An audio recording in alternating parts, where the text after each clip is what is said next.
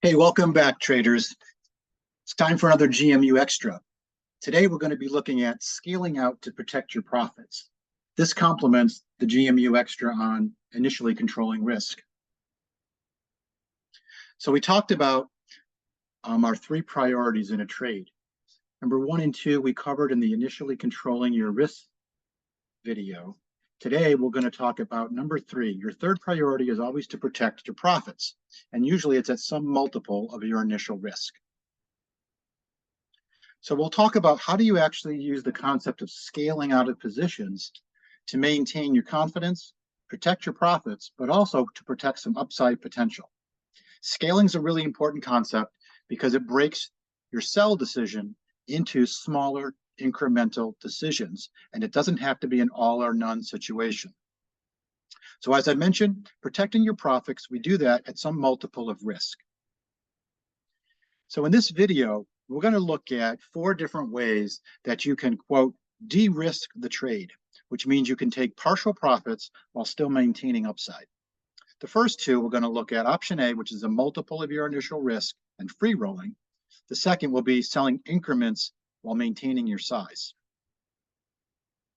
Now you'll note that all of these strategies are very rule-based.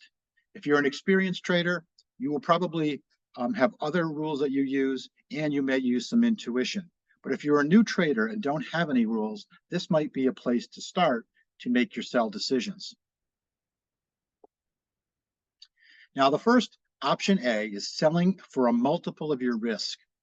So you must know your average gain and your average loss to use this concept. If you don't know these, you should start tracking them immediately and do it for 6 months, a year, 2 years. You want to know what your average gain and loss are because that affects how you use this strategy. So in this video, we're going to use an assumed strategy that someone is a 2-to-1 trader, meaning their gains are twice their typical loss. So in this case, average gains are 10, average loss 5. So in this example from Bill.com in October of 2020, we buy the stock at 121 and we buy 413 shares. Now we're going to risk 5%. That's our average loss. So we're going to risk 5%, which puts our stop at 114.95, which is approximately a $2,500 loss if we were stopped out. So in this case, once the stock moves up to a 10% gain, which is 2 times your initial risk, we're going to sell half the position. So how this works is our first target is 10%, and 10% is not random. It's because 10 is twice your average loss. So we're going to sell at 133.10. We sell exactly half the position. In this case, it's 207 shares at 133.10, and we're actually booking a profit of $2,500, which is what our risk was on the trade. Now, using the concept from the other video, once we reach at least an 8% gain, we're going to move our stop up to break even plus 1%. So once we've made these adjustments, we're essentially what they call free rolling, because you essentially have a free trade because you've already booked $2,500 in profits. And the worst that could happen, pending a really nasty gap down, would be to get stopped out and lose $2,500 and you'd be break even. So we've done a couple things to prevent that. We've moved our break even plus 1%. So we really have a free trade here and allows us to hold the position for possibly a bigger gain. And we'll have to use a new rule to guide us when to sell. Now, in this particular case, the stock moved up a little bit, but then came all the way back down gradually, and we got stopped out at break even plus 1% at 122.21. So it didn't work out exactly the way we had planned, but we made another 1% on the trade. And when you total up your gains, we actually made $2,750 or 5.5%. Now here's another example of the same concept. Here's Shopify from 2020. We buy 600 shares at $59.50. Now in this example, we're going to assume you're a 3-to-1 trader, meaning your average gain is 3 times your typical average loss. So we buy at $59.50. We're going to use a 5% stop, 5%. So the 5% stop loss is approximately $1,785 if we were stopped. Now, in this case, because we're a 3-to-1 trader, when we hit the 15% gain mark, which is 3 times our initial risk, we're going to sell 1/3 of the position. And what we do by doing that is we're going to bank profits of 1786, which happens to be what our loss would have been. So we've balanced our typical loss against banking a profit. Then, because we've got a 15% gain, we're going to move our stop loss up to break even plus 3, which is the concept we had from the other video. So we booked 1/3 of the position with a small gain. So what we're doing now is, again, we are free rolling the rest of the trade. We have 2/3 of our position that we're going to try hold out for a bigger gain. And we're going to establish a new rule to guide us when to sell. So we move our stop up to break even plus 3%. So we're in a good position with still 2/3 free rolling on a free trade. Now, in this case, we're going to use, in the example, we're going to have the 50-day break will be our sell rule for the other 2/3. So we don't actually hit the 50-day, which is this red line, until way over here. So if you use that simple rule, you would have remained in this trade and captured all these gains until we broke the 50-day. At that point, you sell the remaining 2/3 of the position at a price of 101. And when you run all the numbers, the profit that you made on the 2/3 of the position plus the small profit on the 1/3 of the position, you will have made a total trade gain of 18,375, or a 51.5% gain. Nice way to capture that gain while controlling your risk. Now we're going to move on to another concept, option B, which is selling in increments while maintaining the size of your original position. So in this case, we're looking at NVIDIA, and we make 2 purchases. So we get our position at an average cost. We have 158 shares at $316.46 for a $50,000 total position. Now in this concept, when we hit the 20% gain mark, this position has grown from $50,000 now to $60,000. So once we have this marker and we've got a $10,000 gain, what we're going to do is we're going to sell enough shares that will reduce the position size back down to $50,000. So essentially, we want to sell approximately $10,000 worth of the stock and kind of scrape off that profit and bring the position size back down to 50K. In this case, you got to figure out the number of shares times the current price to figure out how close you can get. In this case, 26 shares represents 9,874. So we will do that, and that will scrape the profit off and bring the position size down to 50,000.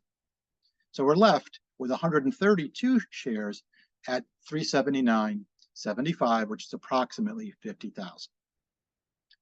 Now in this case, when the gains reach 35%, and it's up to you to determine these markers if you want to use 30, 40, 50% gains, but I've used 35 here. When we reach 35% gain, now we've reached the price of 425. Again, we're going to sell enough shares to take the profit off the top and get the position size back down to 50,000. So the position had grown to 56,000 and change. So we're going to sell another 15 shares at 425, which is approximately 6,393. Once we sell those off, we'll still scrape the position back down to a $50,000 position size, and we've scraped off some more profit. We still have 117 shares at the 425, which is again approximately 50,000. Now, let's assume that from that point, you're going to use a simple 50-day moving average as your sell rule for the remaining shares. Now, don't forget, the remaining shares are 117 shares, but you bought them way back here at $316.46, your original cost. So in this case, you can see the breaks of the 50. These would not violate my 50-day rule for breaking the 50-day. So I'm not going to cover that in this video, but all of these breaks would not trigger my sell rule. But over here, we actually would trigger the 50-day sell rule. So over here is where we're going to sell the remaining part of the position in total. So we sell the remainder at $512, and we've actually made a 62.5% gain on those remaining shares, which is 22,878. And when you combine those with the gains that we took in the other two cells, we've actually made a total gain of 39,000 and change, or a 78% gain on the original $50,000. You can see how this strategy scrapes off profit while maintaining your size. Why would you do this? Well, if you didn't do this, you're subject to having a very, very large position that's growing to almost $80,000 here, and you have no protection or very little protection from a nasty gap down, where you could lose a significant portion of your profits. So incremental selling helps you book some profits along the way. So now we're going to move to option C of de-risking a trade. We're going to look at fast gains. So this is Super Microcomputer from June of this year. So sometimes when you have really, really fast gains quickly, you really have to say, what should I do? Should I lock in the gains or should I sell my position? Should I be patient and try to play it out for a bigger gain? In this case, Super Micro moved very quickly up to 171. It's a 44% gain in 12 days. You're very, very fortunate to have this powerful run. You bought at 119. You probably put your stop at the low of the day, coming and gapping out of a base. So what do you do in this position? You've got a nice handy gain. Well, here's an example where I could apply a very simple rule. If you're not sure what to do and you have really strong emotions, you're not sure if you should buy or you should sell all of it or some of it, consider selling exactly 50% of the position. And the reason for exactly 50% is psychologically it sets you up for a win-win, and I'll explain that. And it takes the pressure off of an all or none decision.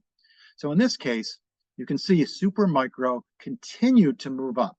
So if we had sold exactly half the position, you'd be in a psychological place where you say, look, there's bigger gains. Thank God I kept half that position and I'm still participating with more gains. So you're set up for a psychological win.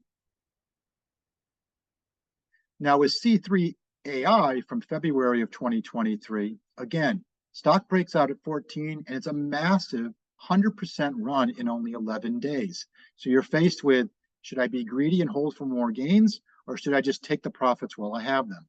Well, if you apply this simple rule, selling exactly 50% of the position, you can see what happened here. The stock had a very, very sharp correction down. It's actually a 29% drop and you lost a lot of your gains. But in this case, if you sold 50%, you're saying to yourself, thank God I sold half and I still have half. So that's why 50% is really important. Others, if you go on other side of that 40% of the position, 70% of the position, you're going to feel bad one way or the other. That's why exactly 50% would give you psychologically a win-win no matter which way the stock goes. Now our fourth and final option is option D, where we use moving averages to scale out of a winning position. Now, if you're a CanSlim trader, the book talks about using the 50-day moving average as a break, and that's when you would sell at 100% if you have a very, very decisive break. But in the book, it doesn't talk about using the 10-day moving average, the 21-day moving average. Now, when you have a 15% gain to a 25% gain on a position trade, how can we use moving averages to help us with sell rules, to protect our profits and maintaining upside? So we're going to look at three different options. One is I consider called offensive selling, where we're going to sell 25% of the position at 10-day moving average, and we'll sell the rest at the 50-day. Or we could be more aggressive about our selling. We sell 25% of the position at the 10-day, and we sell the rest at the 21-day EMA. Now, if you have what you think is a big model book, true model book stock, a TML, then you might try slowing your selling down to give that stock as much possible chance to perform for you by selling maybe 15 to 20% on a 10-day break, sell 25 to 40 on the 21-day break, and then the rest on a 50-day break. Now, it's important in using this rule, the definition of a break of a moving average means the stock closes below the moving average, and the next day it has to undercut the low intraday of the prior day. So I have this little diagram to help you visualize this. Here's the moving average. the stock closes down below the moving average. So that's the initial moving average break, but it doesn't trigger a sell yet. We use the low of the day. The following day, we break that low. That's the sell signal. It's a break of the prior day's low. So that's important, and that's how we'll use the sell rule. Now, I did note sometimes when we sell at the 21-day moving average, a stock will recover very quickly. So I have a footnote. If it turns out you sell the position and the stock recovers within 1 to 2 days, you should consider buying back the position because it's being very, very strong and rebounding strongly. So let's look at some examples. Here's the diagram that we used in the first video. Here's the stock, and we talked about when the stock reaches 8%, we're going to move our stop up to break even plus 1%.